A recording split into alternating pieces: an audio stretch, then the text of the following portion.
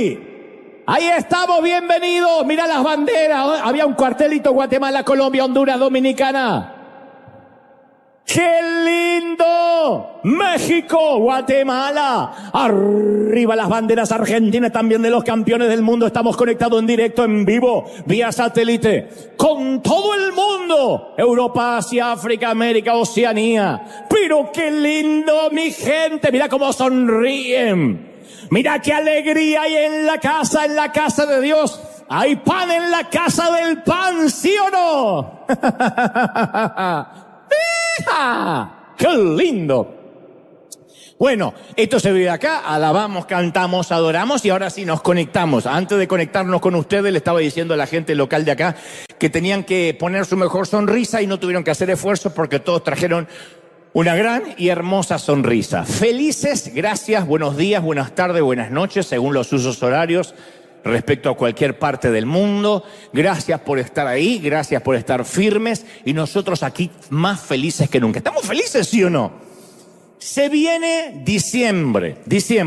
A los que están en casa les cuento que el domingo que viene te vamos a mostrar lo que va a ser esta fiesta de regalar 1000 pavos, 1000 turkeys a toda la gente que necesita ese símbolo. No sé si lo necesita, pero por lo menos va a sentir que es un mimo, un cariño del Señor al recibir un pavo para celebrar el Día de Acción de Gracias que se celebra aquí en la Unión Americana y que se debería ser una moda en el resto de América Latina, ya que se hizo moda Halloween, que se haga de moda el Día de Acción de Gracias. Un día para dar gracias a Dios por la cosecha, por la familia, por las cosas buenísimas.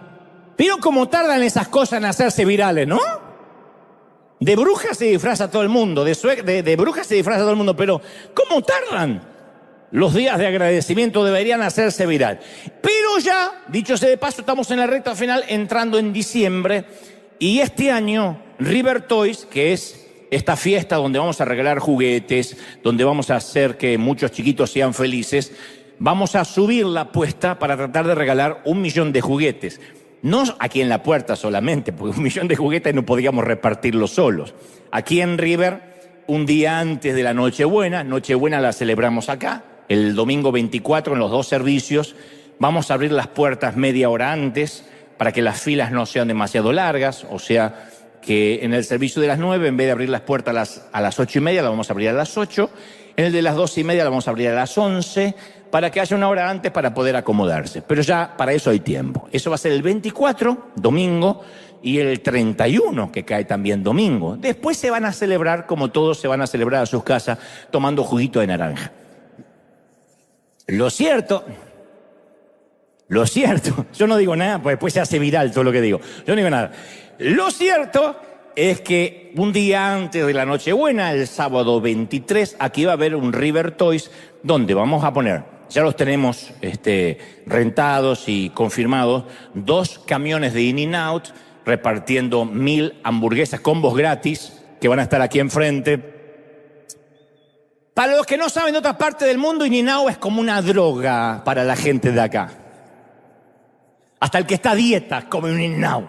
Es una suerte de hamburguesa, pero sin el payaso. Bueno, van a ver, un poquito más fresca, van a ver 2 camiones de In-N-Out, autos icónicos de Hollywood, el Batimóvil, para los chiquitos, ¿no es cierto? El DeLorean, el de Regreso al Futuro, la camioneta de las tortugas ninja con las tortugas, y además princesas, superhéroes, inflables, juegos, sorteos de computadoras, y vamos a regalar por lo menos, como todos los años, 10.000 juguetes nuevos.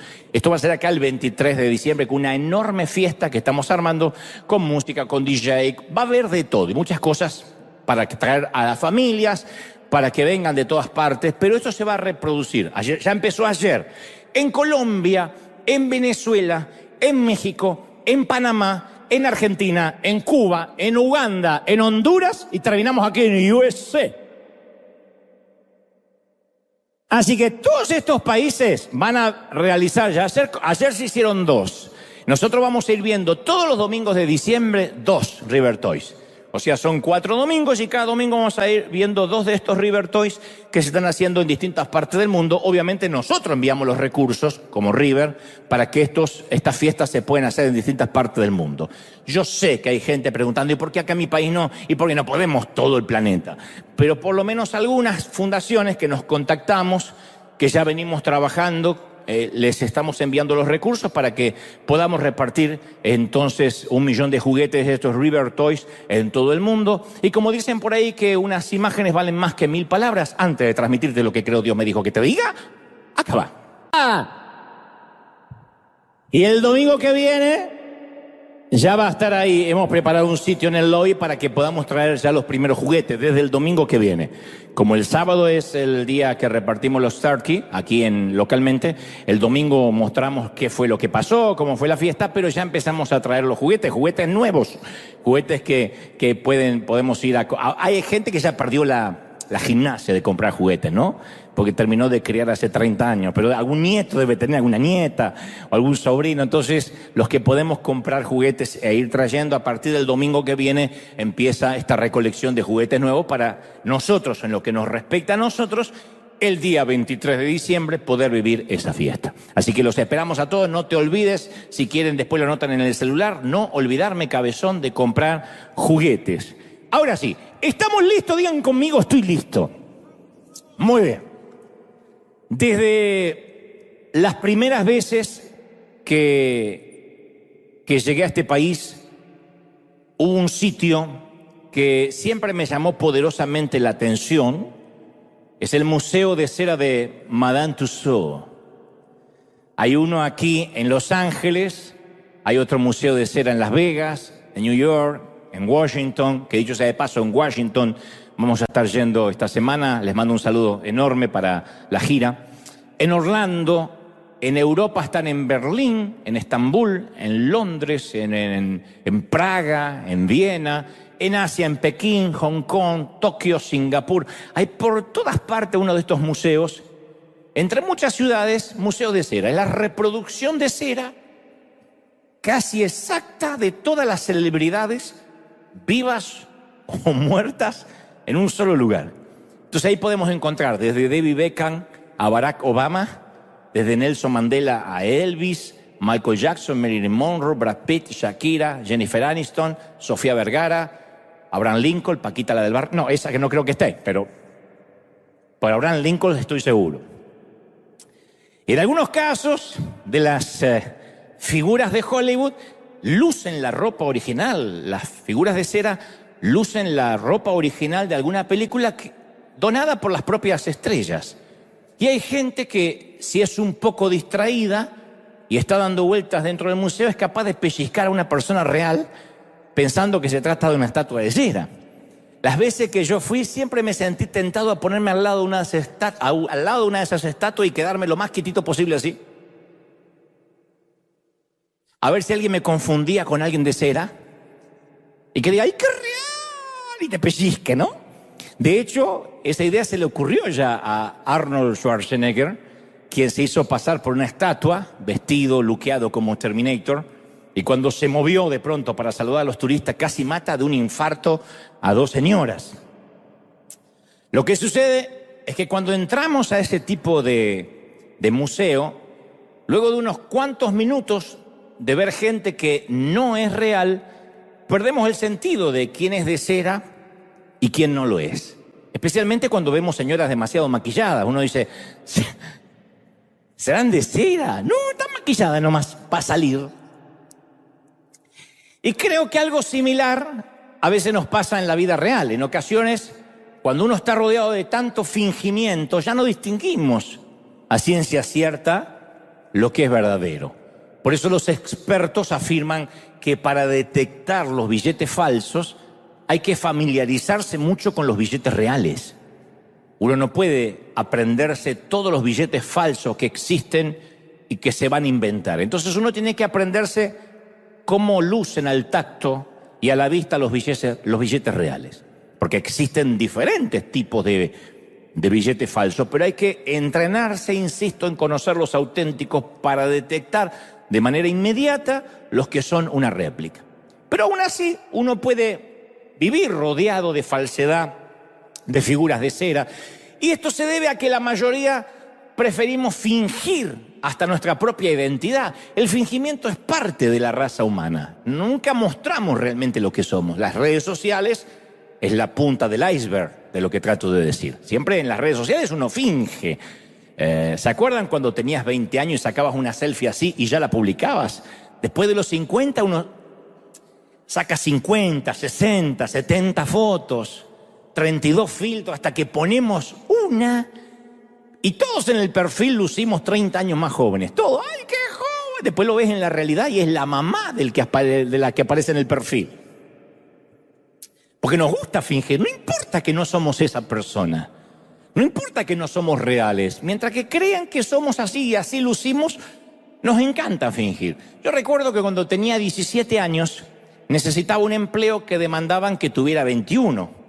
Y obviamente yo no estaba dispuesto a irme a casa y esperar 4 años hasta tener esa edad y conseguir el empleo. Así que tomé mi documento y meticulosamente con una hoja de afeitar cambié el último dígito de mi año de nacimiento. No sigan este ejemplo de mis años de mundano. Fue un momento perdido mío. Falsificar un documento público es un delito gravísimo. Pero de manera instantánea pude ganar 4 años más, así rápido, y conseguí el empleo. Además de alardear con las chicas de lo joven que me veía, que me decían, te ves muy joven para tener 21. Y sí, así me hicieron, heredé la genética alemana. Porque me veía más jovencito, lógicamente tenía 17, pero yo quería tener 21 y cambié el documento. Obviamente aquel delito prescribió y hoy en día, si pudiera cambiar un número del documento, le quitaría años en lugar de agregarle. Pero todavía existen personas que borran parte de sus vidas y pretenden ser alguien que aún no son. Y todos lo hacemos, en mayor o menor medida, todos fingimos. Y no creo necesariamente que sea por razones maliciosas, porque todos tenemos idea de quiénes queremos ser, y mientras que llegamos hasta ahí, a esa persona que queremos ser, a veces fingimos ser más mayores, más inteligentes e incluso más espirituales de lo que realmente somos.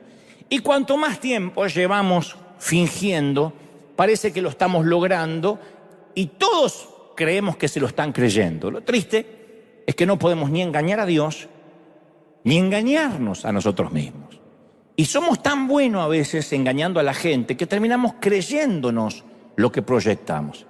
Pero el problema de simular tener 21 cuando apenas tenemos 17 es que terminamos creyendo que hemos llegado a un lugar que todavía no hemos alcanzado de manera orgánica o de manera natural. Es por eso que, insisto, a veces nos compramos casas, celulares o ropa costosa que en realidad todavía no podemos pagar, no lo podemos costear. Pero nos autoconvencemos de que sí, podemos hacerlo y disfrazamos eso de reverencia diciendo yo lo hago por fe, confiando en Dios y después quedamos endeudados por años.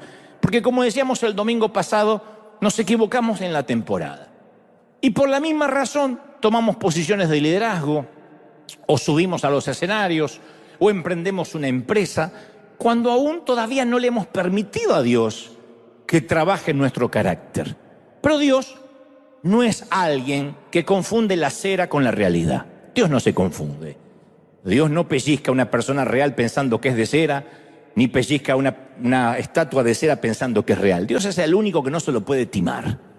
Y en la Biblia aparece una historia de una pareja conformada por Ananías y Zafira. La historia es muy conocida. Vendieron algunas propiedades, un matrimonio que vendió algunas tierras. No hay que demonizarlos. Yo escuché que siempre que se habla de esta pareja se los demoniza. Pero no eran villanos. No creo que eran tramposos de nacimiento. De hecho, estoy seguro que ellos amaban a Dios y amaban a la iglesia. Vendieron sus tierras, donaron todo el dinero, bueno, casi todo el dinero. Estoy seguro que el lunes Ananías le dijo a Dios y a todos los que lo rodeaban que iban a vender la tierra con su mujer e iban a donar todo el dinero. Probablemente repitió lo mismo el martes, dijo lo mismo el miércoles, el jueves alguien le preguntó y dijo, sí, lo voy a donar todo. Quizás el viernes a todos los amigos le dijo lo mismo, una vez más, voy a entregar el dinero de la venta de mis propiedades o de nuestras propiedades a la iglesia. El sábado fue a donde sus amigos y le preguntaron, nos dijeron que vas a donar todo. Y él dijo con orgullo, sí, todo. Capaz que no estaba tratando de mentir ni de engañar a nadie. Y lo más probable, que es un síndrome muy común, es que lo dijo en tantas ocasiones que lo daría todo, que terminó creyéndose su propia mentira. Hay gente que se mira en el perfil de Facebook o en el perfil de Instagram y se cree que luce así. De tanto que le pone filtros que se cree que literalmente es así. No voy a decir quién porque estamos saliendo al aire en vivo, pero hay una persona muy famosa, no diré el nombre aunque insistan y se mueran de ganas, que quitó los espejos de su casa. Es una dama. Y como no quiere verse envejecer, una suerte de Dorian Gray, no quiere verse en espejos. Entonces tiene un fotógrafo en planta, un fotógrafo viviendo en su casa. Y cuando ella quiere verse cómo luce, le pide que le saque una foto, que le ponga todos los filtros y ahí es cuando ella se ve. Entonces cuando se peina, dice, a ver cómo estoy, le saca la foto, le pone todos los filtros y la muestra 30 años más joven. Dice que le hace bien a su estima verse como en la foto y no como en el espejo. Si hay alguien que está haciendo eso en la casa, váyase a internar por su propia cuenta. Llame ya y diga, voy para allá. O mande la ambulancia o voy. Es gravísimo. La cosa es que algunos se terminan creyendo su propia mentira. Y en el caso de Ananías y Zafira, habían guardado parte del dinero de la venta de sus tierras. Es razonable. Era su propiedad. Eran sus tierras, era su dinero. ¿Está mal quedarse con algo y el resto, qué sé yo, el 80, el 90% donarlo a la iglesia? No, es fabuloso. ¿Quién hace eso? El problema de Ananías es que se estaba haciendo pasar por alguien que no era, él y su esposa. Y entonces dice la palabra que cayeron muertos delante de Dios. Insisto, Dios no es alguien que confunde la cera con la realidad. Dios vio que estaban aparentando una imagen falsa. Ellos le decían a todos a su alrededor que estaban en una posición a la cual aún no habían arribado, no habían llegado. En lugar de ser el matrimonio, conformarse con ser el matrimonio, que estaban donando una gran parte de la propiedad, ellos codiciaron un aplauso más grande. Ellos querían aparentar ser el matrimonio que podían darse el lujo de donarlo todo. Nadie les estaba pidiendo que donen todo. No tenían que decir que estaban donando todo. Decir, estamos donando una parte o no decir nada. Se me ocurre que quizá dijeron tanto que iban a donarlo todo, que aunque faltaba una parte, supusieron que técnicamente era como si lo estuviesen donando todo. ¿Están donando todo? Y sí. Y se miraron entre ellos y dicen, porque donamos bastante, es como si fuera todo, pero no era todo. Y Pedro le dijo, hay un pequeño problemita. Chicos, ustedes no le han mentido al hombre, sino a Dios. Ups. Y todos mentimos más de lo que nos gustaría admitir. Cada vez que fingimos delante de las personas que estamos en un nivel de espiritualidad diferente al que realmente estamos, somos parte de la atracción del Museo de Cera. Somos timadores. Y la triste historia de Ananías y Zafira, la triste y célebre historia de Ananías y Zafira, nos revela cuán importante es para Dios que seamos realistas. Ninguno tenga más alto concepto de sí mismo del que deba tener, sino la realidad, este soy. Transparentes, que no significa falta de intimidad y tener que andar contando si tienes hemorroides o no. La transparencia significa que lo que muestro es una parte de la verdad. Porque algunos muestran una parte de la mentira.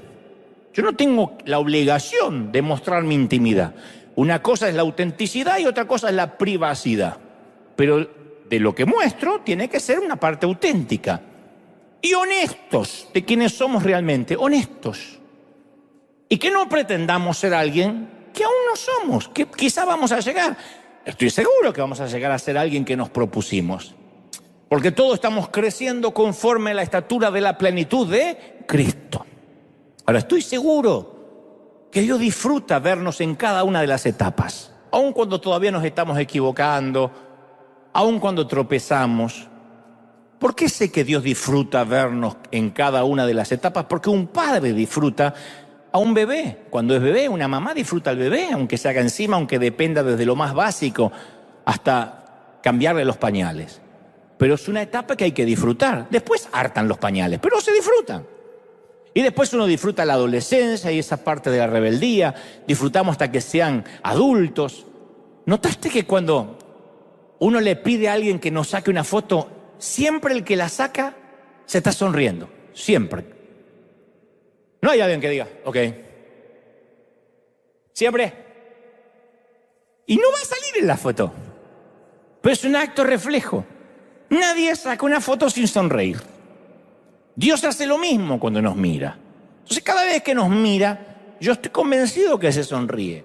Porque Él no tiene una réplica de cera de mí que luce más inteligente, más espiritual, más sabio y más guapo lo que soy. Es tal cual. Bueno, me puse ejemplo. Uno tiene una cera tuya, más guapo que tú.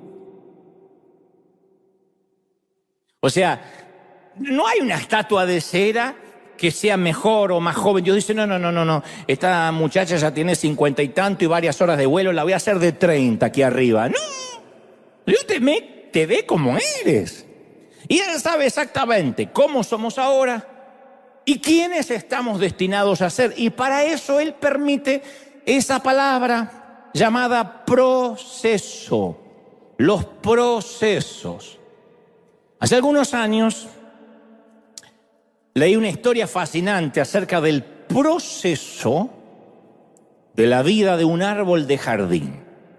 El proceso de la falsedad a la autenticidad. Tal vez la historia no fue una gran cosa, pero hubo una parte de ese relato que a mí me estremeció. Y permíteme que te cuente acerca de esa magnífica historia. Había una vez un pequeño almendro, un árbol que produce almendras. Aunque comenzó como un pequeño retoño, la historia dice que el dueño del jardín labraba cuidadosamente el suelo, se aseguraba que tuviera agua, que tuviera cuidado, y el pequeño almendro, dice la historia, luchaba para crecer tan alto como fuera posible. El progreso continuaba cada semana, mientras su señor siempre labraba el suelo a su alrededor, y todo parecía andar bien. La idea del fracaso nunca se le cruzó por la mente del árbol. Todo lo que podía pensar era, voy a ser el mejor almendro. Caramba, me están cuidando para que lo sea. Obviamente todavía no poseía la suficiente estructura en sus raíces para almacenar nutrientes suficientes del suelo y dar fruto. Entonces todavía, por consecuencia, no podía transferir la suficiente humedad a las ramas para dar flores e, insisto, producir frutos. Aún así, siempre pensaba, esta puede ser mi temporada. Esta puede ser mi primavera. Tal vez este año, quién sabe, pueda dar algún fruto. Un día, dice la historia, se acerca a su señor, pero no siguió la rutina de cada primavera, que era remover la tierra, hacer surcos para que se amontone el agua. En su lugar, toma un hacha, ¡pac!, y corta el árbol de raíz. Entonces, conmocionado el árbol piensa, ¿y ahora qué hice de malo? Yo estaba dando lo mejor de mí, no hice nada malo, no me merezco esto. Y el pequeño almendro se sentía traicionado porque la misma persona que se supone debería cuidarlo, interesarse por él, ahora lo separaba de su fuente de nutrientes. Entonces no podía creer que ese mismo señor lo estuviese cortando de raíz. ¿Cómo iba a sobrevivir? ¿Qué había hecho mal? Y como si no fuera suficiente separar el almendro de los nutrientes que sustentaban su vida, ahora su señor le fue cortando cada una de sus ramas. Toma el árbol que ya había sido cortado y le empieza a cortar las ramas. Y el proceso continuó hasta que se quedó sin una sola rama. Acto seguido, el dueño comienza a quitarle la corteza al tronco. La corteza es la cubierta externa que cubre el corazón del tronco, que protege la savia que le da la vida al tronco y también preserva los niveles de humedad en su interior. Entonces la corteza del árbol era la última protección que le quedaba, la última frontera, porque aún un árbol cortado con corteza tiene chance de sobrevivir hasta tanto ser injertado en otro árbol. Pero ahora su señor empieza a arrancarle su corteza. Y el pequeño árbol ahora sí se siente desnudo, expuesto. Entonces, tirado en el suelo, desnudo, sin raíces, tiene un sinnúmero de preguntas sin respuesta, reunidas en un solo pensamiento. No entiendo lo que me está pasando. ¿Por qué? Dice una frase en Argentina, sobre llovido mojado, ya que encima empezó a llover, encima me estoy mojando, algo similar. No entiendo lo que me está pasando. Finalmente el desnudo almendro yacía tirado bajo el sol y cada día su señor regresaba y el almendro pensaba, bueno, tal vez me injerte. Está bien, no tengo corteza, pero algo de humedad tengo, tal vez me injerte rápido, capaz que tengo esa esperanza. Pero en lugar de injertarlo, el señor lo giraba en el calor del sol para que se secara el otro lado de la planta desnuda. Y cada día que pasaba, el calor del sol lo secaba más. Entonces el proceso de secado tomó muchos días y cuando cada gota de humedad había desaparecido del almendro, el señor finalmente volvió y dijo, ahora sí, mijo, creo que ya estás listo. Y de repente le vino una revelación al tipo, no al señor, sino al almendro. Le vino una revelación, dijo, claro, yo no soy más un almendro, soy un bastón. Me estaba transformando en una vara. Eso es lo que quería mi señor, quería que me volviera un bastón, una fuerte vara sobre la cual mi señor se pueda apoyar. Ahora entiendo. Entonces empezó a agarrarle el gustito al cambio. Dije, este es el proceso. Resulta que yo quería ser almendro, pero soy un bastón. Y el pequeño almendro aceptó el dolor de su sueño abortado. Está bien, no soy un almendro, ni lo voy a hacer nunca, pero soy un bastón. ¿Fue doloroso experimentar que lo arranquen de raíz? ¡Oh, claro! Pero se dio cuenta que se había transformado en bastón. El plan A del almendro nunca incluía la posibilidad de volverse algún día una vara o un bastón sin vida. Pero la vara del almendro se adaptó al plan B. Algo que no tenía en sus planes. Cuando nació su papá almendro y su mamá almendra, no le dijeron algún día serás un buen bastón. No estaba en sus planes. Y esto es algo que a menudo nos suele pasar durante los procesos de Dios. A veces creemos que estamos caminando en una dirección, pero Dios termina enviándonos en una dirección distinta. Y los plan B de Dios no terminan siendo nuestros plan A. Pero resulta que no es el plan B de Dios, era el plan A de Dios, para nosotros el plan B.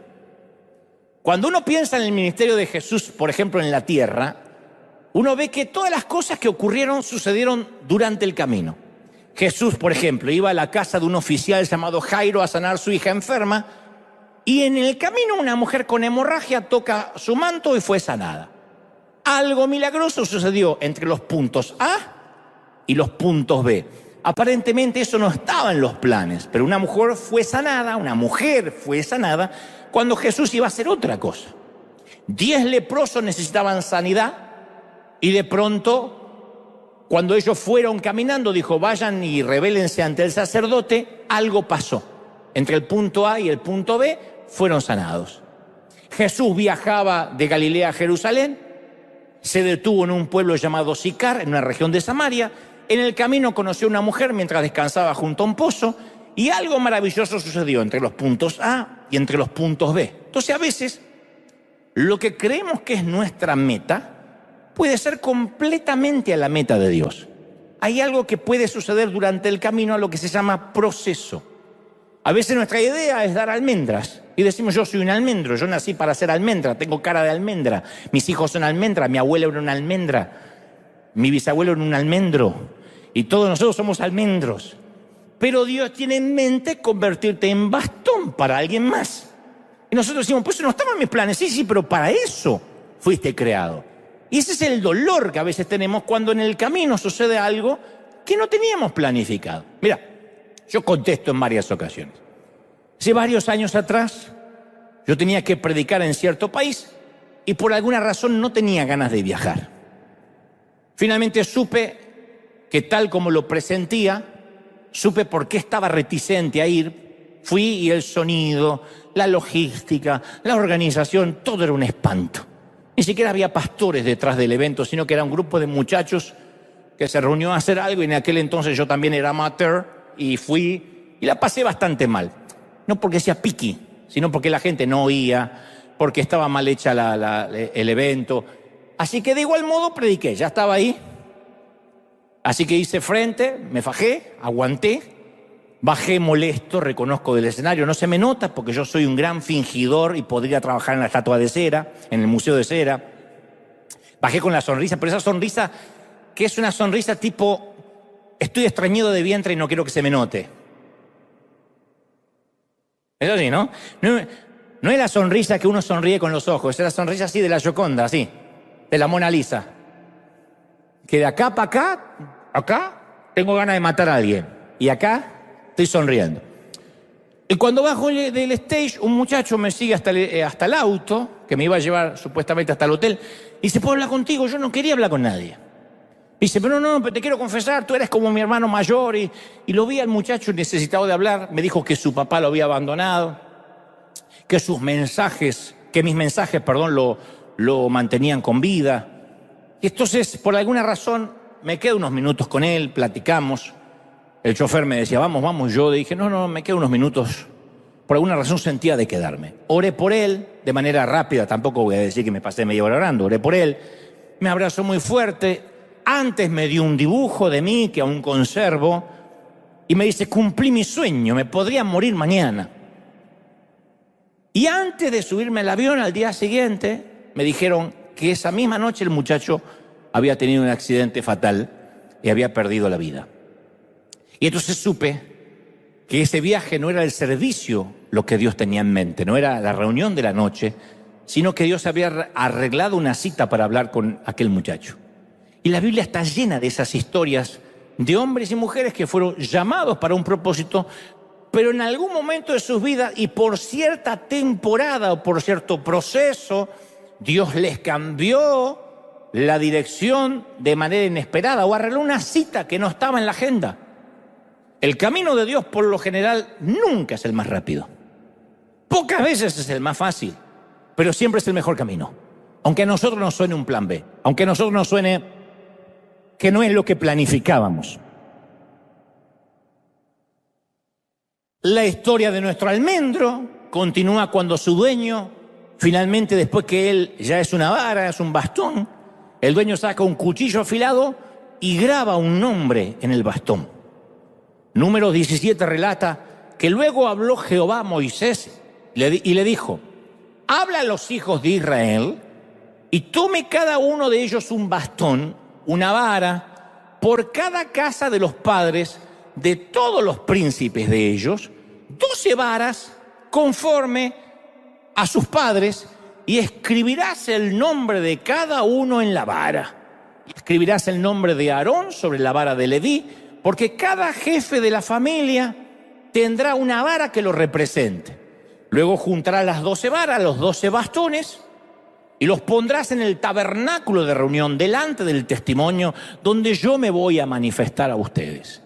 Entonces Moisés, por orden explícita de Dios, toma los 12 bastones, cada uno tiene el nombre de su dueño, entre los que estaba el almendro de nuestra historia, y los puso por orden de Dios tras la cortina de lino del tabernáculo, lo que era en ese entonces el lugar santísimo. Los gruesos pliegues de la cortina se cerraron y dejaron a todas las varas, a todos los bastones, en un inquietante silencio, en una absoluta oscuridad. Y ahora sí, nuestro almendro está muy descorazonado. Esto parece una novela de Univisión. Ahora la cosa se puso fea. Porque el tipo dice, en un principio está bien, yo quería ser el mejor almendro de todo, quería que mi mamá almendra estuviese orgullosa, que la abuela almendrosa estuviera más orgullosa. Está bien, no pudo ser. Pero entonces al menos yo quería ser el mejor bastón de todos, la mejor vara, y ahora me siento abandonado. Y en ocasiones nosotros sentimos que Dios nos pone en stand-by. Es la extraña sensación que a veces Dios es como si nos hubiese jubilado antes de tiempo, como que nos llamó a retiro antes de lo que pensamos. Hay temporadas donde Dios nos dice, parte de tu servicio es la obediencia, y la obediencia es que ahora te quedes en un sitio sin hacer nada. A los que tenemos hormigas en el corazón, nos cuesta horrores que todo aquello para lo que pensábamos que nos estábamos preparando, de pronto parece que no sirve para nada. Y nos sentimos vulnerables, desnudos, impotentes y abandonados, como en este caso nuestra vara de almendra en la oscuridad. Estoy hablando de cuando parece que fuimos abruptamente cortados de lo que creíamos que era nuestro propósito, nuestro destino, y no hay razones, no resiste análisis por qué fuimos cortados. Porque una cosa, bueno, pequé, hasta donde recuerdo metí la pata, pero hay veces que fuimos cortados abruptamente sin tener razones aparentes. Hay temporadas en nuestras vidas que decimos, yo solo sé que hice lo que sabía hacer, o lo que podía hacer, yo hice lo mejor que podía. A ver, no pudimos ser el mejor almendro, ni el mejor bastón, pero al menos sentimos que hicimos lo que pudimos. Cuando uno dice, yo ya oré todo lo que tenía que orar, no tengo más lágrimas, ya no tengo más que hacer, más humildad que la que tengo ahora, no sé dónde sacarla. Ya no sería humildad, sería humillación. Hay momentos en la vida que uno dice, yo hice todo lo que sé que está a mi alcance para hacer. Y duele mucho saber que a veces Dios nos separa de lo que creímos que sabíamos hacer, o que estábamos capacitados para hacer. Y decimos, hasta hemos llegado a decir, y esto va por mi cuenta, Señor, ¿por qué no me aprovechas? Como si Dios no necesitara, ¿no?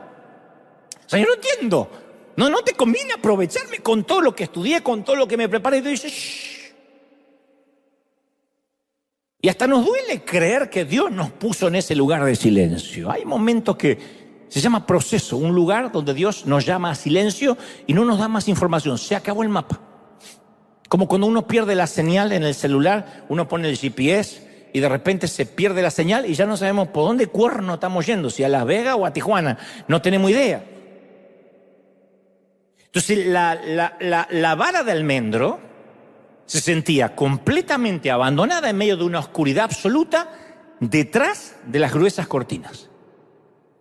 Pero yo digo siempre, cuando uno está detrás de las gruesas cortinas, no significa que nos hayan descartado. Es más, en cada teatro que a mí me ha tocado estar, y en toda esta gira que me toca hacer, cada vez que yo me tengo que parar detrás de las cortinas, lo más probable es que me microfonen, me pongan un auricular para el sonido, me preparen. Cada vez que estoy detrás de las cortinas es porque estoy a minutos de salir a escena. Y cada vez que Dios te pone detrás de las cortinas es porque el verdadero plan de Dios va a comenzar. ¿Tú lo crees? Yo lo creo.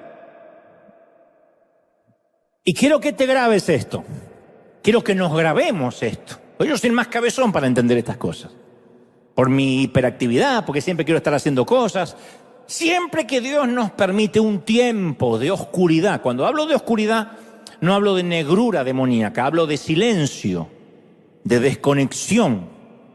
Siempre que Dios nos manda un momento o una temporada de soledad, que pareciera ser el olvido, es por amor y nunca como un castigo. Nunca. Por favor, nunca te olvides esto, no te está castigando Dios. No te está disciplinando Dios. Cuando Dios te manda a obedecer en silencio y no a hacer nada, nosotros inmediatamente lo tomamos como una penitencia, lo traemos desde el colegio. Yo soy de los tiempos donde Gebel al rincón, Gebel al rincón. Así que está gracioso, es comediante el Señor. ¿Por qué no nos cuenta el chiste así nos reímos todos? Porque así eran las maestras, tenían alergia a la felicidad en mi tiempo. Y como yo contaba algunos chistes, decía, ¡ay, el Señor es chistoso! Quiere contarlo a todos. Y yo no tenía problema, me paraba y lo contaba. No le dije eso.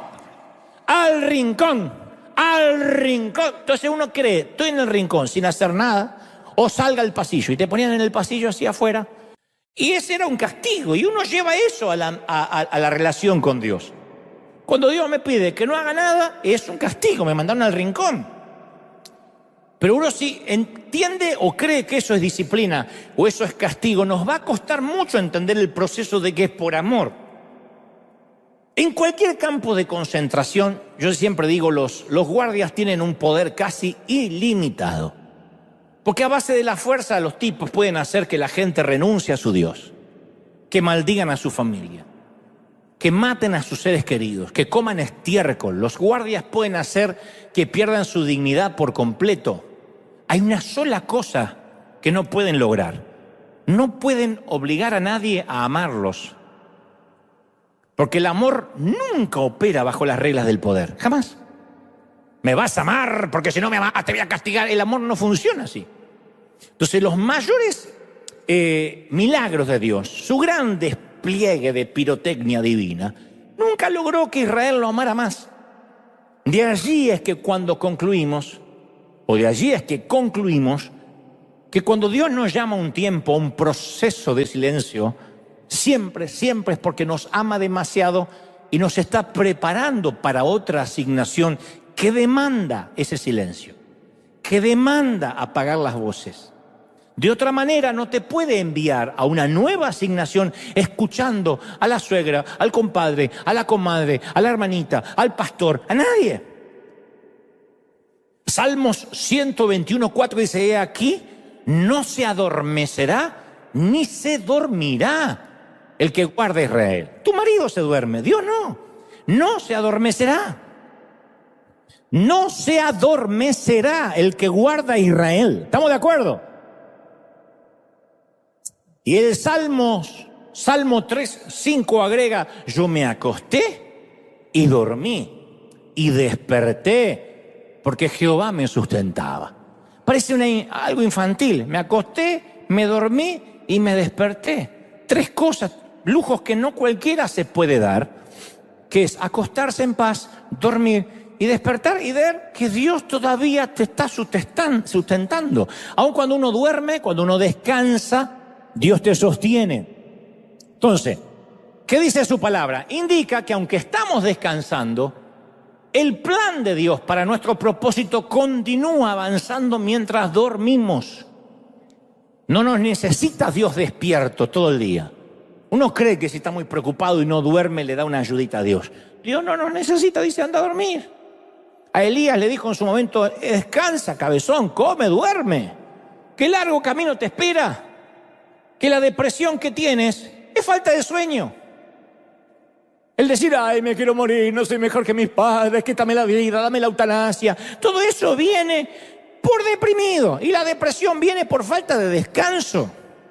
Cuando la mente no descansa, aunque descanse el cuerpo 6 u 8 horas, si la mente no se detiene, eso produce una sobreexigencia en el motor que deviene en depresión. Cuando uno no descansa es porque cree que puede resolver todo. Uno se cree Dios. Hay cosas que no se pueden resolver. La preocupación nunca resolvió un problema. ¿Quién dijo: debo un montón de dinero, pero esta noche me quedo toda la noche en vigilia, preocupándome, y a la mañana escribo el cheque? ¿Cuándo la preocupación escribió un cheque? ¿Cuándo la preocupación sanó a alguien? ¿Lograste algo quedándote toda la noche de este lado de la puerta de la sala de cuidados intensivos mientras que tu ser querido estaba dentro? Alguna vez yo lo hice con mi mamá. Me quedé con mi hermano afuera y el médico dijo: vayan, porque hasta la mañana no va a haber ningún parte médico. A las 7 de la mañana es el primer parte. Y nosotros dijimos: sí, pero nos podemos quedar acá afuera. ¿Y pero por qué se van a quedar acá? Si ustedes no pueden ver a su madre, no pueden cruzar la puerta. Pero por si pasa algo. Si pasa algo, señores, se van a enterar a las 7 de la mañana.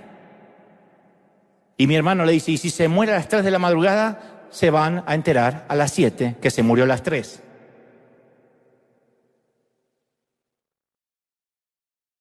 Y mi hermano, que es otro almendro como yo, o lo era, dijo: nos vamos a quedar, porque yo no estoy tranquilo. Era para peor, porque escuchábamos gente que de otro lado que jadeaba, que por ahí era alguien con asma, no tengo la menor idea. Escuchábamos ruidos, golpes, porque había un montón de enfermos del otro lado. Y decía: ¿crees que es mamá? Estábamos los dos. ¿Cambió el parte médico? No cambió nada, no cambió un cuerno. Pero ahí estábamos los dos gansos pensando que nuestra preocupación iba a ayudar. Entonces cuando el salmista dice, yo me acosté y me desperté y vi que Dios me estaba sustentando como cuando me fui a dormir, habla de que Dios no descansa y cumplirá el propósito en tu vida. ¿Lo crees, sí o no?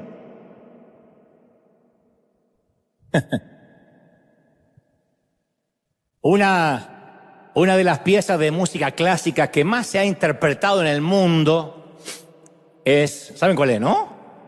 No es ni Despacito, ni ninguna de Taylor Swift.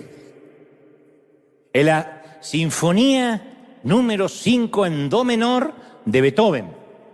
La reconocemos de inmediato por su emblemática apertura, ha aparecido hasta en los cartoons de Tom y Jerry. ¡Tanananan! ¿Viste? No sabe nada de música clásica, pero esa la conoces. ¡Tanananan! Son las 4 de las notas más famosas de la música occidental. ¡Tanananan! Así empieza. Ahora, ¿sabías que en realidad la partitura comienza con lo que se llama musicalmente un silencio de corchea? Justo antes de la primera nota hay un silencio de corchea. Ustedes dirán, ¿y si no aparece ahí? Vendría a ser como un 0 a la izquierda, que no suma. No, para un músico el silencio de corchea lo tiene que respetar. Resulta difícil ver la intención que tuvo originalmente Beethoven al poner el silencio de corchea ahí como un amortiguador de sonido antes de comenzar la obra. Pero cuando un concierto que van a tocar este tema está por comenzar, siempre hay ruido en el ambiente. Conversación de los asistentes, gente que busca su asiento, incluso el ruido del papel de los programas de mano. Y algo de silencio en el inicio de la sinfonía sirve para limpiar los oídos, incluso si se trata de un solo silencio de corchea. Entonces, antes del ¡tanananan! Hay un silencio de corchea sepulcral en cualquier sitio donde se ejecute esta sinfonía. Porque el silencio es lo que nos prepara para la sinfonía. Y lo mismo vale para nuestras vidas. A veces nos hacen falta un silencio de corchea, que no entendemos por qué está ahí en la partitura. Pero si uno quiere ser, en especialmente sinfonías de la gracia de Dios, el Señor nos va a meter antes de cada temporada un silencio de corchea, que te lo vas a acordar siempre. El tiempo que Dios te llamó a cerrar la jeta, dice Dante habla hoy, mi versión popular. El tiempo que Dios nos llama, silencio. Entonces, para el árbol del almendro convertido en la vara del líder, la vida había empezado a ir otra vez bien.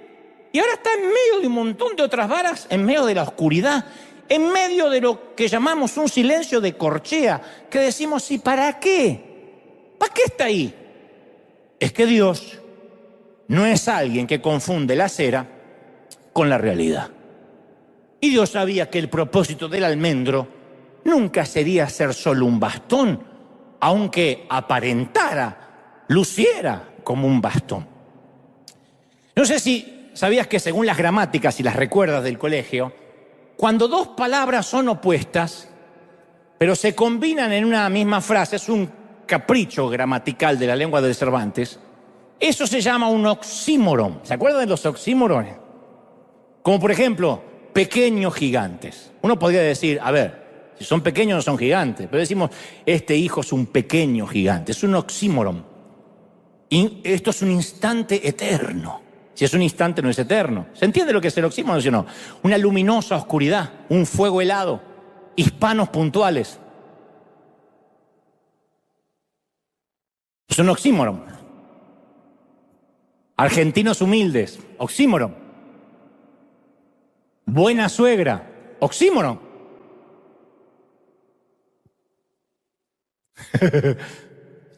y si hay un oxímoron que le gana a todos, en mi opinión, es el cristiano incrédulo.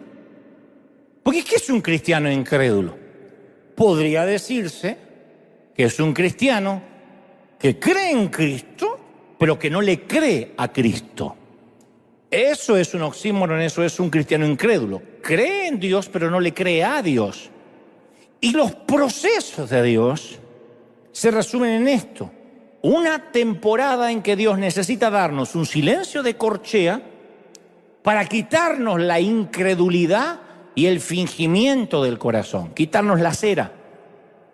Convengamos que yo he visto, como todos ustedes, a Dios contestar oraciones.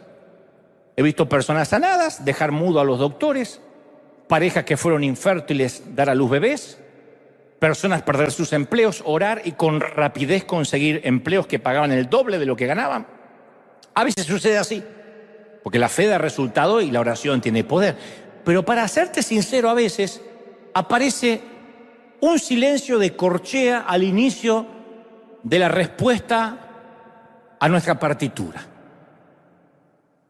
Es como que en ocasiones hacemos la mejor oración, como el almendro, hacemos todo lo que se supone que sabemos hacer, de lo más honesto, de lo más profundo del corazón, y no hay respuesta. El momento del cambio no sucede, el cáncer se esparce, la metástasis avanza, las finanzas escasean, el matrimonio se siente más solitario aún. Entonces la fe no nos garantiza una vida libre de oscuridad, pero sí nos capacita para descubrir la oportunidad de ver la gloria de Dios en medio de esa oscuridad. ¿Me están siguiendo? O sea, ¿qué es lo que voy a descubrir? Esos procesos. Entonces, todas las grandes historias comienzan con un silencio de corchea de adversidad. Claro que si uno pudiera escribir su propia historia, no elegiríamos una adversidad o un silencio al inicio. Porque nosotros queremos que nuestras historias salten de la promesa de liberación a la fiesta a la tierra prometida y evitarnos las batallas, el desierto. Uno dice, ¿por qué Dios no me construyes un puente sobre el Mar Rojo, por encima de mis aguas turbulentas, y que mis enemigos tampoco se acerquen demasiado? Pero no funciona así. La vida no puede funcionar así. Ni criar a un hijo lo podemos criar así. Como papá queremos que nuestros hijos no sufran. ¿Quién quiere que el hijo sufra? Pero no podemos evitarle el sufrimiento. Podemos estar atentos al bullying, a que no lo molesten, a que no se abusen de él, pero en algún momento lo vamos a tener que dejar volar. Y va a tener que tener sus propios golpes. Ojalá hubiera un frasco de pastillas de experiencia. Tómate 2 pastillas de experiencia, mi hijo. Son las cosas que yo pasé, así no las tienes que pasar. Ojalá. Se va a tener que golpear incluso con las mismas piedras que se golpearon sus padres. Uno trata que no, pero vaya que somos torpes. O nosotros no nos golpeamos con las mismas piedras de nuestros padres. Bueno, justo vinieron todos los santificados de la Iglesia Universal del Reino de Dios. Nunca veríamos lo fuerte que es Dios si nuestra vida no tuviese oponentes al cual Él tuviera que vencer. Si todas nuestras oraciones fueran contestadas, gran pregunta. ¿Y por qué todas las oraciones no son contestadas en el momento que le hacemos? Rápido. Porque nosotros comenzaríamos a poner la fe en el poder de la oración en lugar de poner la fe en el poder de Jesús. Así somos. En cuanto la oración resulta, ya no necesitamos la comunión con Jesús. Nos quedamos con la oración y mandamos a mudar a Jesús. Y no nos gusta el proceso. ¿Por qué? Porque el proceso siempre es la historia detrás de la gloria. Entre la promesa y la paga siempre hay un proceso. Y si no sabemos procesar el proceso, es probable que el arribo a la tierra prometida se retrase. O no llegue nunca, en el peor de los casos. Entonces muchos perdemos la recompensa porque desfallecemos ¿en dónde? En el proceso.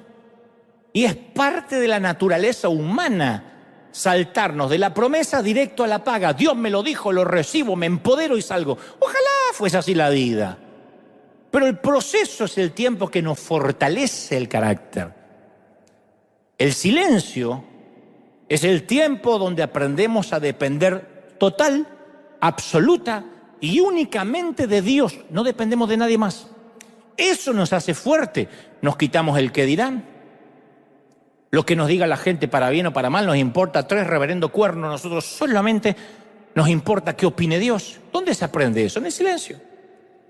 Y más importante que eso, que el proceso es la forma en la que crecemos conociendo más a Dios. Y este es el punto. El proceso es el caldo cultivo de la fe. Es lo que hace crecer la fe. Porque cuando uno está en silencio, lo único que le queda es fe. Confiar que va a salir de ahí. ¿Qué te queda? vengan que a las 7 de la mañana va a haber un parte médico. ¿Qué es lo único que puedes hacer? O la estupidez que hacíamos con mi hermano, o irte a casa, descansar y usar la fe. No puede hacer nada. Tu hijo sale a pasear y te dice, te aviso, vengo de noche, porque ya está en edad para irse. Vive en tu casa, pero tiene el nene 41. Y se va. Y la madre dice, yo no puedo dormir hasta que él no regrese. ¿Qué puedes hacer? Ponerle un seguidor, un microchip sin que se dé cuenta, en alguna parte, haciéndole creer que es un supositorio. Y ver por dónde anda mi hijo. Se está tardando mucho. O descansar y usar la fe. E irte a dormir, en paz me acostaré y asimismo dormiré. Solo Dios me hace estar y vivir confiado. Eso es parte del proceso que se aprende en la fe, en confiar, ¿sí? Ahí uno aprende en la oscuridad a caminar por fe y no por vista. Y no se puede aprender eso si no transitamos un tiempo en la oscuridad. Hay una cantidad de sucesos importantes en la Biblia en que la victoria se alcanzó en la noche, en la oscuridad. Jacob luchó toda la noche. La liberación de Israel en la Pascua ocurrió de noche. La batalla de Gedeón comenzó en la mitad de la noche. En más de una ocasión dice la palabra, y el ángel de Jehová fue de noche y mató a todos los enemigos. Entonces esto, como le decimos a los chiquitos, la oscuridad no es para que te asustes, es para que descanses. La oscuridad no es para que te asustes, es para que Dios te manda a dormir. Hay momentos que Dios no solo no te necesita, no se tomen esto a mal, sino estorbas. Hay momentos, es que Dios no me necesita, no, y aparte molestas. Entonces Dios dice, a dormir. El otro día escuché algo muy fuerte, no sé si debería decirlo, pero porque siempre estas son las cosas que me meten en problemas, pero es parte de mi autenticidad. Un amigo mío me dice, ¿sabes? He pensado seriamente que a veces Dios permite en ciertas ocasiones, no siempre, la enfermedad del Alzheimer porque desconecta Dios el cerebro de alguien para tratar directamente con su espíritu, sin interrupciones. Y me dio el ejemplo de su propio padre, que era un hombre que su mente no le dejaba acercarse a Dios, porque razonaba todo. Y en su afán de racionalizar todo, no podía aceptar nada en fe, ni su propia salvación, a pesar de estar años en la iglesia. Así un día, ¡pac!, un cablecito, se desconectó. Y entonces lloraba en la presencia de Dios. Y tenía grandes encuentros con Dios. Y este hijo decía, si papá no hubiese tenido desconectado parte de su raciocinio, no hubiese tenido ese encuentro con Dios. Este es un caso extremo de lo que yo creo. No tengo evidencia teológica para respaldar esto, pero yo sí estoy de acuerdo y coincido y adhiero plenamente de que muchas veces nosotros mismos somos los estorbos para un proceso de Dios. Y estamos, Señor, quiero ser almendro, quiero ser almendro, quiero ser almendro, quiero ser almendro. Y dice, bastón, cabezón, bastón, cabezón. Y cuando nos conformamos con ser bastón, nos manda a la oscuridad. Y dice Salmos 46, quédense quietos, reconozcan que yo soy Dios. Entonces, ¿para qué Dios a veces nos pide que nos quedemos quietos? Para reconocer que Él es Dios, que tú no eres Dios, que no manejas la vida. Quédate quieto, porque andando crees que estamos trabajando juntos, dice Dios. ¿Crees que yo te necesito? Quédate quieto y reconoce que yo soy Dios. Quédate quieto, adórame y reconoce que yo peleo tus batallas. ¿Estamos de acuerdo? Quédate quieto. La cosa es que durante la noche más larga y más solitaria de su existencia, el pequeño almendro comienza a sentir algo raramente familiar, que fluye a través de sus células. Había pasado mucho tiempo desde que había tenido esa sensación que ni siquiera ya sabía qué era. La humedad se empezó a filtrar a través de la marchitada vara que alguna vez fue almendro. Y en medio de la oscuridad sintió la extraña sensación de que la corteza se le estiraba. Y literalmente ve que ¡pac!, sale un brote de su costado. Y luego otro brote estalló en la superficie del otro costado. Eso mientras estaba ahí en la oscuridad. Y mientras que un tercer brote aparece, el primer brote comenzó a florecer, aún en ausencia de la luz solar. de raíces que no tenía, plantadas, supuestamente debería haber estado plantado en un suelo que lo sustentara. Luego el segundo brote florece, seguido del tercero y el cuarto. Uno a uno continuaron toda la noche. Entonces, para el asombro del estupefacto almendro, uno de los brotes milagrosamente empieza a dar una almendra. Él nunca en su vida había dado almendras. Acuérdense que fue cortado antes.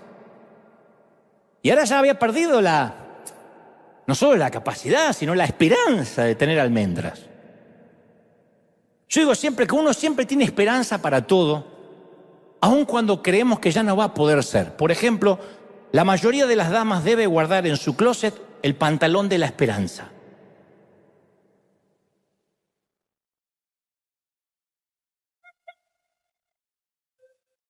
Porque algún día estuviste dentro de ese pantalón. Hoy no te entra ni un brazo. El brazo no entra en una de las piernas. Tiraste todo menos el pantalón de la esperanza. Y te dice alguien, ¿no lo vas a tirar? No, porque algún día lo voy a volver a poner. Me voy a obligar a adelgazar.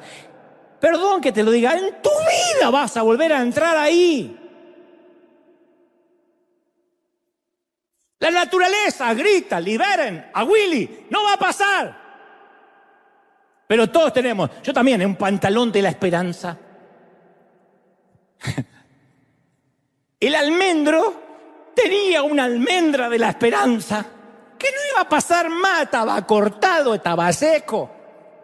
Pero estos brotes empiezan a ocurrir en el preciso lugar en el que el almendro se sentía más abandonado y más destrozado. Y dice la palabra, y Moisés puso las varas delante de Jehová en el tabernáculo del testimonio, y aconteció que a la mañana siguiente la vara de Aarón de la casa de Leví había reverdecido y echado flores y renuevos y había producido almendras. Aquí es donde, junto con el almendro, empezamos a entender, resulta que cuando Dios está en la ecuación, cuando nuestros sueños mueren, es cuando sus planes recién están comenzando, recién está empezando. ¿Sí o no? En realidad la vara del almendro, sin vida, estaba a punto de descubrir el secreto de lo que es estar en la presencia de Dios. Ahí es cuando uno se convierte en la presencia de Dios, la persona que uno soñó ser. Ahí es. Cuando Dios hace su mejor trabajo, siempre es en secreto. Y la vara del almendro no comprendió que todavía era almendro. Hasta la mañana. Uno se olvida lo que uno era. La vida te hace olvidar el niño que fuiste, los sueños que tuviste. La vida se nos en el servicio a Dios uno se olvida por qué queríamos servir. Queríamos servir para estar cerca de la gente. Y hay un momento en la vida que la gente nos empieza a hastiar. Y decimos, no soporto el mal carácter de la gente y cada vez viene gente más peor a la iglesia. Y si nosotros queríamos servir para estar cerca de la gente. Yo conozco un montón de médicos que querían ser médicos para servir a la gente. Hicieron un juramento hipocrático que eso harían y en algún momento. Ustedes han conocido médicos así, maltratan, atienden con desdén. ¿Qué pasó en el proceso? Uno se olvida de que era almendro. De que aunque uno no produjo nunca frutos de almendra, uno tenía todos los sueños, la composición genética que uno realmente posee, resucita cuando uno está en la presencia de Dios. Hay una composición, hay genes que resucitan. Aunque la vara esté completamente desconectada del suelo, del sol, cuando uno está en la presencia de Dios, fluye la vida a través de las células secas, empieza a fluir. Eso siempre ocurre. ¿Lo crees, sí o no? Y empezó a obrar algo más grande, más profundo, más antiguo que la luz del sol. Empezó a obrar en el almendro. La acción normal de la clorofila, todas las leyes de la naturaleza que no pudieron hacer crecer al almendro, De pronto se vieron opacadas cuando el Señor hizo que la rama empezara a florecer. Y milagrosamente dio frutos en una sola noche, una sola noche. El pequeño se volvió almendro, todo lo que siempre quiso ser en apenas, ¿qué? 8 horas, 12 quizás. La frase en una sola noche a mí me toca muy de cerca, porque por allá en el año 91, un grupo de mujeres dijeron: pastor de los jóvenes te dirán, año 91, no te preocupes, en una sola noche, yo lo haré, en una sola noche. Todo pasará mientras estés durmiendo. Te acostarás siendo un hombre y te levantarás siendo otro. Yo era un absoluto desconocido. Y una noche en el año 96, en el Estadio Vélez de Argentina, se colma con 55.000 jóvenes. No sabían quién iba a predicar, sin publicidad, sin recursos, sin redes sociales, sin contacto. No existía internet. Los que son de Taylor Swift para acá creen que eso nunca pasó. Hubo un tiempo que en el mundo no había internet. No estaba en boga, por lo menos en Argentina. Y de pronto aquella noche aparece de la nada alguien que yo nunca había visto hasta ese día. Un famoso cantante llamado Palito Ramón Ortega, o Ramón Palito Ortega. 55.000 jóvenes vieron soplados, quién sabe por qué. Aquí tenemos un testigo que es Gastón, quien dirige la alabanza y la adoración, que fue con sus 15 o 16 años con su hermano. Vamos a Vélez, que me parece que viene un predicador no sé de dónde. Ahí fue que nos conocimos, o por lo menos él me vio de lejos, pero no tenía idea de qué se trataba. Y este Ramón Ortega se para a mi lado, saluda al gentío, canta. Hasta hoy no sé quién lo invitó, cómo llegó hasta ahí, por qué fue. Pero con él llegó todo un equipo de prensa, de gráfica, de radio, televisión. Y sacaban fotos. Y aquella noche nos fuimos a dormir y a la mañana mi jeta estaba en todos los periódicos y revistas y en todos los canales de televisión, en todos. Y aunque el famoso era Palito,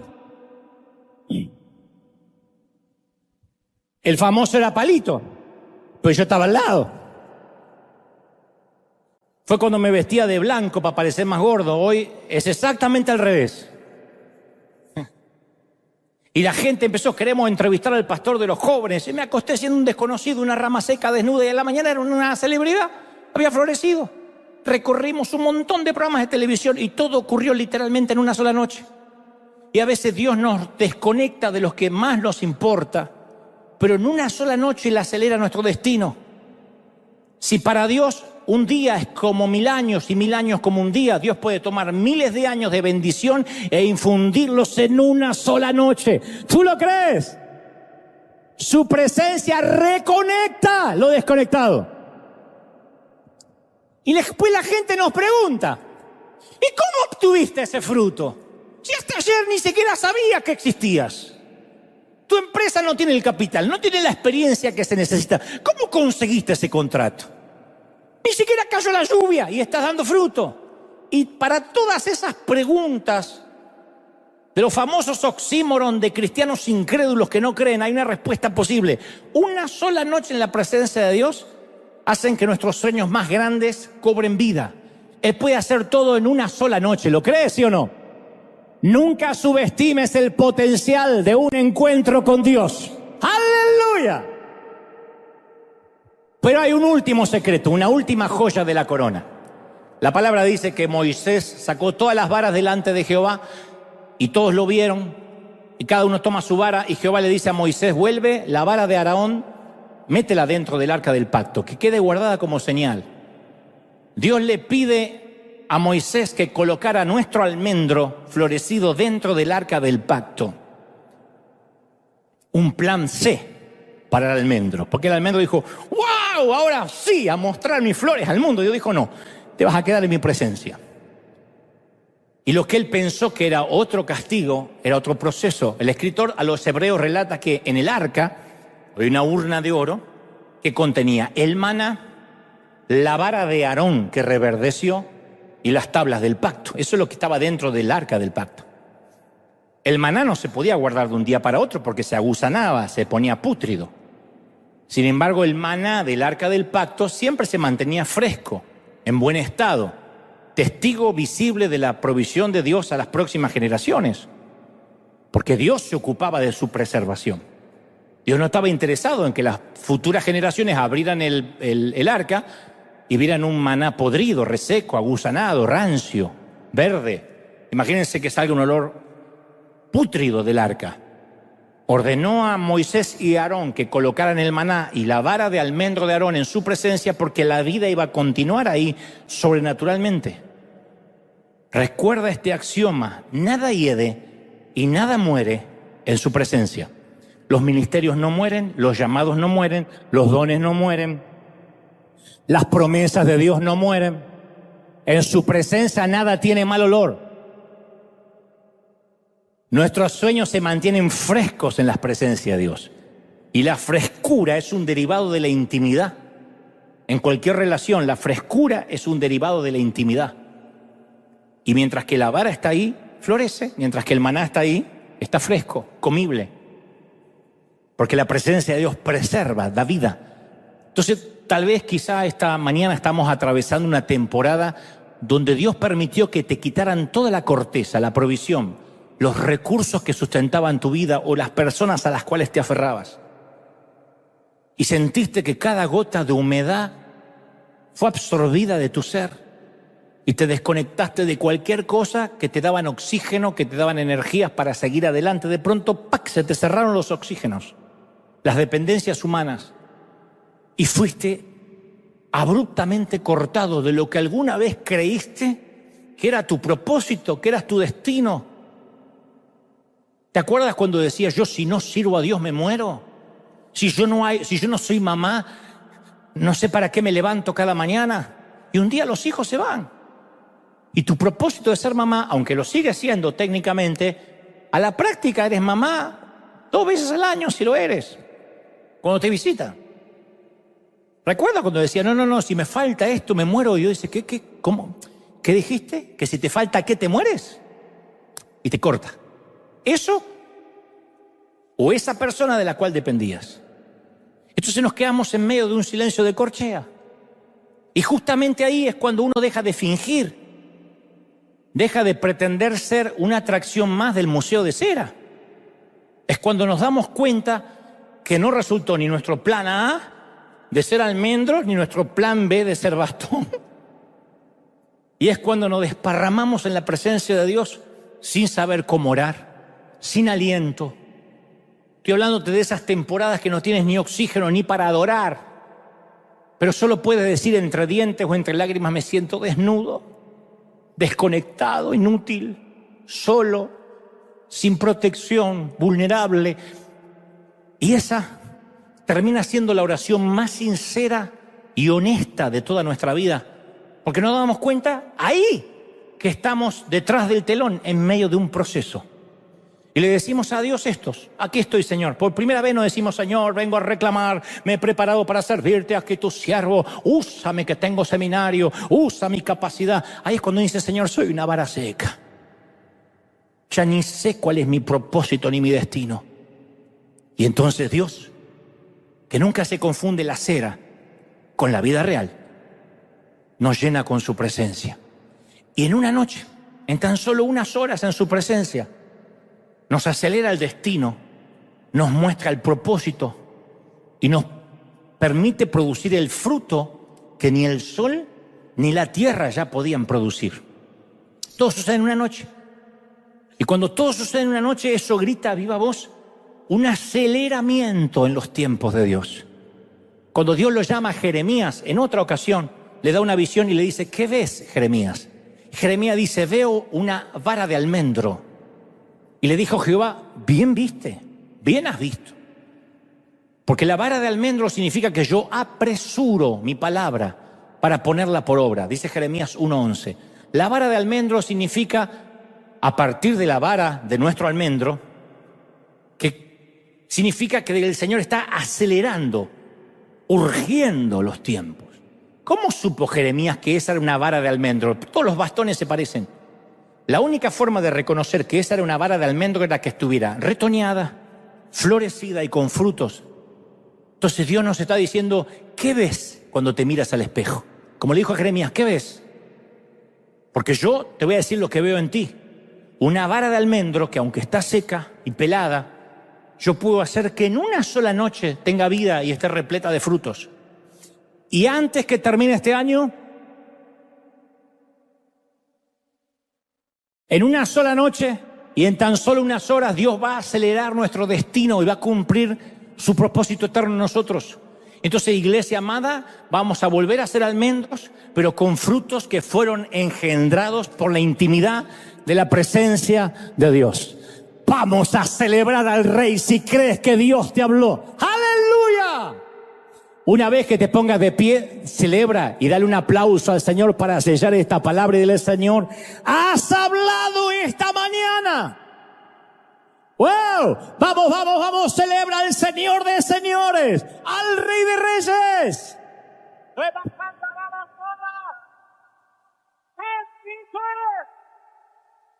Te exaltamos, Rey. Te exaltamos, Rey.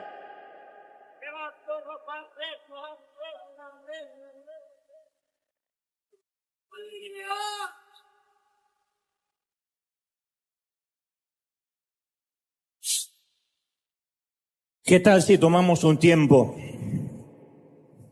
para hacer esa oración del almendro? No hagas ningún otro tipo de oración, no hagas reclamos de tu ministerio, no preguntes por qué. Dile: Señor, soy una rama seca, así me siento. Él no te va a juzgar por cómo te sientas. Dile: me siento desnuda, sin protección, me siento solo, no siento nada alrededor, no hay voces. Y allí, en la presencia de Dios, que comienza ahora antes de llegar a tu cuarto, dile que solo eres esto. A la oración que alguna vez hizo Kathryn Kuhlman: Señor, soy una campesina de Missouri,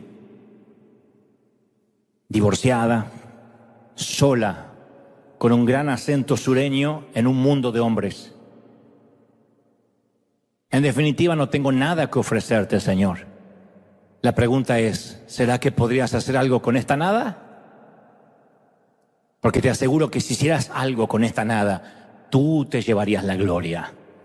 No podrían decir que los frutos son por el sol, por los nutrientes, por la granja, por la tierra. Solo podrían decir: esto tiene que ser Dios. Es un buen negocio para Dios que cuando Él haga reverdecer tus ramas, nadie ni siquiera tenga el debate de pensar que pudiste haber tenido algo en el asunto, porque estabas cortado, sin raíz. Y en un mundo donde todo el mundo valora a los que tienen una postura, un estatus, ver un fruto que creció en una sola noche solo hace que las rodillas se doblen ante el Dios de esos frutos.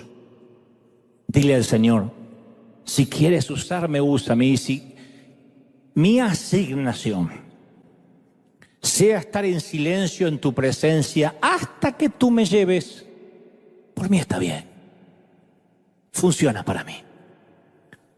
Al cabo, tú quieres estar conmigo más de lo que tú puedas usarme. A decir verdad, me gustaría hacer cosas para ti, pero yo prefiero un día en tu presencia, un día en tus atrios, que 1000 fuera de ellos, haciendo cosas para ti, pero sin tu presencia. Haz esta mañana la oración de Moisés: no me quites, no me lleves a ninguna parte si tu presencia no va conmigo. Porque me he dado cuenta que sin tu presencia soy una persona sin oficio, sin profesión. No tengo nada. Esa ha sido mi oración todos estos años. Nunca me consideré un gran hombre, un buen tipo. Lo he dicho muchas veces en el afán de ser una estatua de cera, pero nunca en mi interior supe que yo era un gran tipo. Pero solo una cosa de la cual me aferré cuando jovencito, y era la presencia de Dios. Nunca me permitas pararme ante un gentío si tu presencia no está conmigo. Porque se me van a ver los hilos, se me van a notar de que no tengo nada para ofrecer. No me dejes ni un solo instante en ningún stage, en ningún escenario. No dejes que vaya a ningún sitio si tú no vas a estar ahí. Y Dios ha sido fiel. Los frutos han estado, pero no por la tierra, ni por los nutrientes, sino porque Él, en la soledad, hace reverdecer tus almendras. Vamos, levanta las manos y bebe. Dile, Señor, yo recibo esta palabra esta mañana. Más.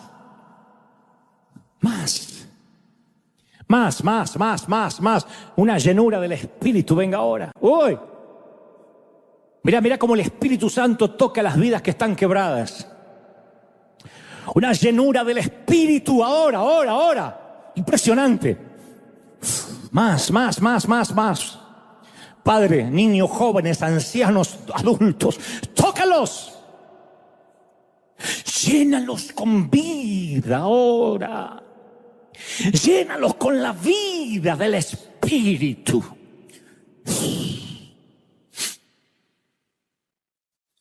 Yo estoy orando no solo para que atravieses el proceso, sino hasta voy más allá, que agradezcas por el tiempo de la oscuridad. Que digas, Señor, es mi mejor tiempo ahora que lo creo. No había orado tanto en mi vida como estos días. No te había buscado con un corazón tan contrito y humillado como esta última temporada. Padre, tú sí sabes hacer las cosas. Más. Todos. Y es impresionante lo que Dios está haciendo hoy. Presencia del Espíritu. Más. El proceso del Espíritu está ahora haciendo reverdecer lo que parecía que estaba muerto. Más. En casa, yo puedo sentir a mucha gente conmovida, llorando en el Espíritu. Es el Señor haciendo una obra, cambiando corazones, transformando vidas. Impresionante. Más. Dulce Espíritu de Dios. Dulce Espíritu. Más. Llénanos esta mañana, más. Vamos, los que tengan bautismo del Espíritu, intercedan, clamen, abran la boca, el Espíritu Santo lo está llenando ahora. ¡Uy! Te vas, más. Y siento que algo se ha liberado en los aires, que algo se ha soltado esta mañana. Es algo más fuerte, no es un sol, no son nutrientes, es el fuego, es la vida del Espíritu. ¡Hey! Ahí va. Más de tu gloria, de tu Espíritu, más de tu gloria, de tu unción, dulce Espíritu de Dios, más.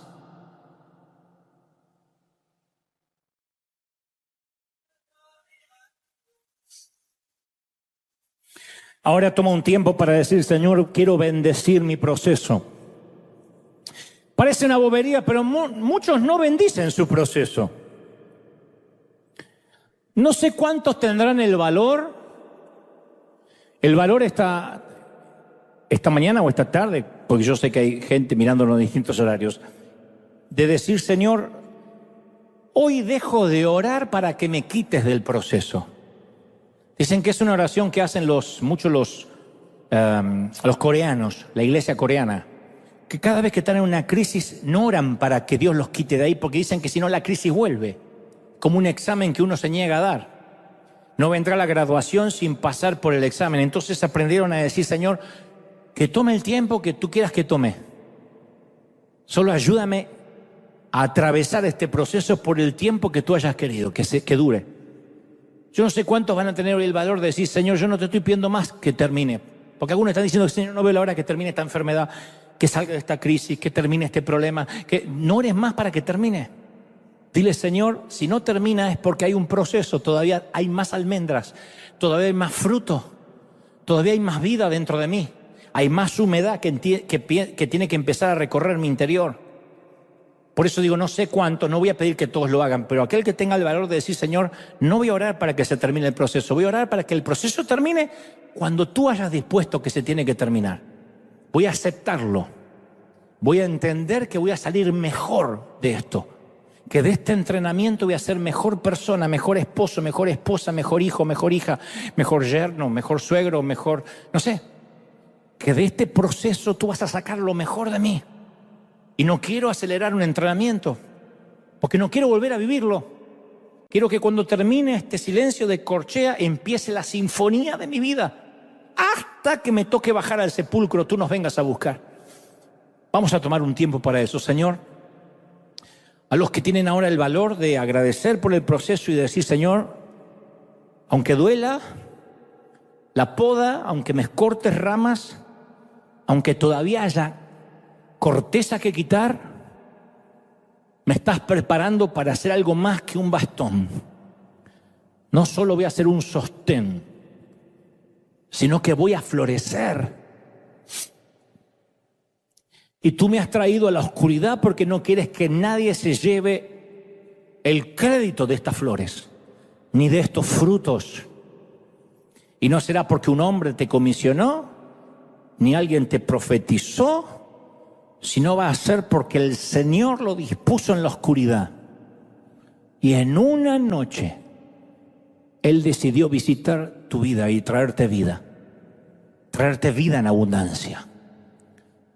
Tú solo ahora vas a descansar. Antes que se vayan a sus hogares, quiero recetarles esto de parte de Dios. No se van a ir sin un recetario. Quiero que se vayan a descansar, que pongan a dormir la mente esta noche.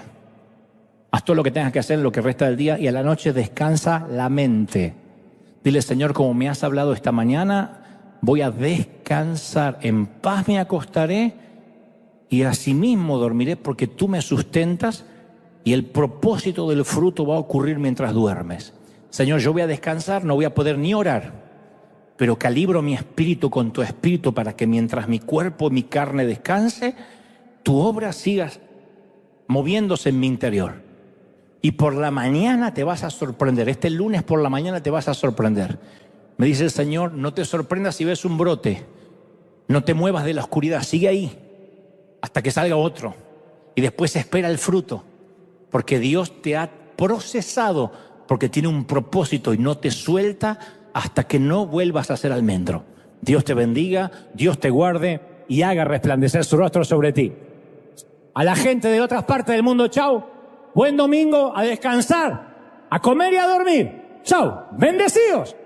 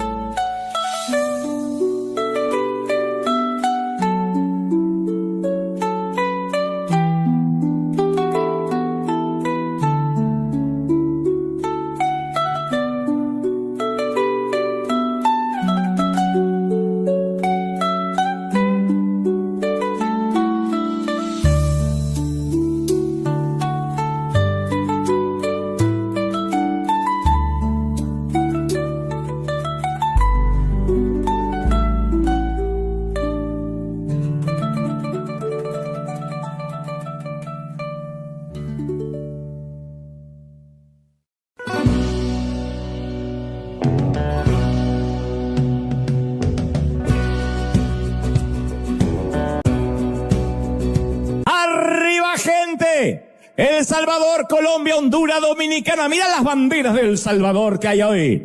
Costa Rica, me tienen que poner el nombre. República Argentina, Venezuela, Panamá, México, Honduras, Italia, Suiza.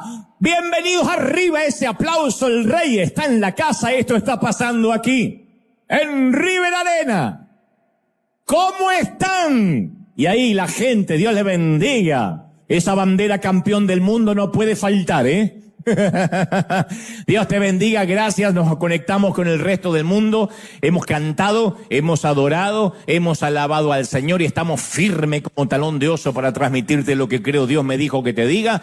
En un ratito Dios nos va a hablar y a todos los que se conectan de otras partes del mundo, bienvenido, gracias por estar ahí. Europa, Asia, África, Oceanía, América, los 5 continentes se conectan y están esperando porque reciben el mensaje, porque dice que se alimentan aquí, dicen que esta es su congregación. Hay gente que desde la pandemia han hecho de River su congregación. Siguen algunos en la iglesia local y además nos miran y otros dicen, no, yo ni siquiera voy a una iglesia local, esa es mi iglesia, envían sus semillas, sus diezmos, sus ofrendas aquí. Es un fenómeno que no soy yo quien para decir eso no puede ser. Si deciden tomarnos como la iglesia local y la nave insignia, estamos muy felices. Acabamos de llegar de México, ayer, del querido México lindo y querido, a quien les mandamos un saludo enorme. La primera posta, nos fuimos el lunes, apenas terminó el servicio el día siguiente temprano, para estar en esta ciudad bellísima, que parece una ciudad futurista, pero es Monterrey. Miren lo que es Monterrey, estuvimos en ese teatro que se ve abajo, Show Center, ahí estuvimos haciendo la conferencia de esta gira Presidente, en un sitio maravilloso que se colmó desde muy temprano. Yo no esperaba que fueran un público tan efusivo, no porque lo subestimabas, México es un gran público. Yo he estado en el Auditorio Nacional de Ciudad de México y ha sido extraordinario, pero la verdad es que este es un público que colmó todas las expectativas porque se llenó desde muy temprano, cosa que no suele pasar en otros países. 8:30 estaba anunciado, 8:30 habíamos cargado el 100% de la sala. O sea, llegaron todos y disfrutamos de una conferencia que terminó promediando, obviamente, casi 11 menos 10 de la noche. Fue maravilloso lo que vivimos el martes. Esto fue el martes en Monterrey, a quien les mando un saludo enorme. El jueves fuimos a Guadalajara. Guadalajara fue maravilloso también, porque Guadalajara es un sitio que nos recibió aquí en el Teatro Diana, un teatro que yo he estado en algunas otras ocasiones con otras giras. Ahora también nos sorprendió la gente que llegó desde muy temprano, que se agolpó para estar en Guadalajara y hubo un lleno total. Fíjate, los balcones allá arriba, las gradas, las graderías, no cabía un alfiler. Cabe destacar que tanto Monterrey como Guadalajara estuvimos sold out, todo vendido desde hace un mes antes de llegar. Así que todos pedían boletos, pedían una segunda función, pero no pudimos hacerlo por temas logísticos. Esto fue el día jueves, fue maravilloso lo que vimos en Guadalajara. Y ahora mañana mismo salimos para Lima, Perú, así que le mandamos un saludo muy especial a todos los peruanos. El martes estamos en el Arena 1, ahí frente a la playa, un lindo domo en Lima, Perú, y al otro día salimos para estar el jueves en el Movistar Arena de Chile, de Santiago de Chile. Así que un saludo también a todos los chilenos, que Dios los bendiga mucho esta semana, Lima y Chile. Y ahora, como una imagen vale más que 1000 palabras, algunas opiniones de lo que fue Monterrey y Guadalajara. Ahí va. Todos los mexicanos, un saludo enorme. Ya llevamos 40 ciudades, unos 20, casi 30 países, y nos queda, insisto, Perú, Chile, antes de fin de mes, Bolivia, Paraguay, y después todo lo que son 10 ciudades en España, 3 funciones en Madrid, 2 en Barcelona, en La Coruña, ya ni me acuerdo, pero son varias ciudades donde todos los días tenemos todas las noches una presentación y después nos queda colgadito ahí Panamá para terminar Dios mediante la gira en lo que es el resto del mundo. Después veremos dónde se graba eso para el streaming y para algún canal que estamos allí tramitando para que lo puedan poner, obviamente, y que todo el mundo lo pueda ver en sus casas. No sabemos si es Netflix o Prime, pero algunos de esos. Así que estamos orando para que Dios abra puertas, para que el favor no se detenga. Y hoy tenemos el privilegio de que Dios nos va a hablar, ¿sí o no? ¿Estamos listos? Hace algunos años, allá por el año 91, vi Perdidos en el Oeste, una película en tono de comedia que además de ser muy divertida está salpicada por algunos destellos profundos de sabiduría. En una escena memorable, un veterano vaquero que interpreta Jack Palance tiene una conversación profunda con otro personaje interpretado por el gran comediante Billy Crystal. Y el llanero más viejo comienza la plática diciendo: ¿sabes cuál es el secreto de la vida? Y el novato le responde: no, ¿cuál es? El secreto de la vida es una cosa, muchacho. Solo una cosa. Si te aferras a esa cosa, todo lo demás no te importará. A lo que el personaje de Crystal responde: ¿y qué se supone que sea esa cosa? Eso es algo que te tocará averiguar por ti mismo, vaquero. Y de una ficción nos llega el secreto de lo que significa una vida con propósito. Yo no tengo idea si los guionistas conocían este principio al momento de hacer el script o si lo escribieron de casualidad, pero por cierto es una verdad absoluta. La vida consiste en averiguar lo antes posible cuál es esa única cosa para la cual nacimos, fuimos asignados y fuimos destinados. Y esto nos lleva al punto central del mensaje del día de la fecha. Si todo el mundo vive las mismas horas al día, todos tenemos 24 horas, nuestro módulo de tiempo son 24 horas diarias. ¿Por qué hay gente que parece hacer muchas más cosas que el resto? ¿Cómo es posible que a algunos no les alcance el tiempo para respirar? Como decía mi mamá, no tengo tiempo ni para ir al baño, decía ella. Y sin embargo, hay gente que parece que logran conseguir más, producir más, ganar más, ser más efectivos. ¿Y por qué algunos otros viven pidiendo prórrogas, estirando los plazos de entrega, bajo un constante estrés, un sueño atrasado, pésima alimentación? Algunos dicen, no puedo alimentarme sanamente porque como lo que puedo a donde me agarra el hambre. El carrito de pupusa, de taco, de lo que sea, como en el Mac frito, lo que encuentre, porque no me da tiempo, no puedo comer sano. Otro dice, yo no siquiera puedo hacer 15 minutos de cardio, de caminar, que es lo que recomienda cualquier médico. Si no haces ejercicios, camina 15 o 20 minutos diario, que no vale, no cuenta caminar por el shopping, por el mall. Significa caminar literalmente casi en un ritmo acelerado, sin llegar a correr, de manera que el corazón se acelere y abra las arterias. Necesitamos hacer eso. Y hay gente que dice, yo no tengo 15 minutos para salir a caminar. ¿De verdad? Otros dicen, además de todo eso, estoy emocionalmente ausente con mis hijos, porque llego arrastrándome, casi reptando a casa del cansancio de todo el día. No tengo tiempo de calidad con mi familia. E insisto, ¿y por qué algunos otros parece que tienen la vida resuelta y logran todo lo que se proponen? Ojalá fuera el dinero la diferencia. Bueno, estos pueden y tienen tiempo porque son más ricos. No,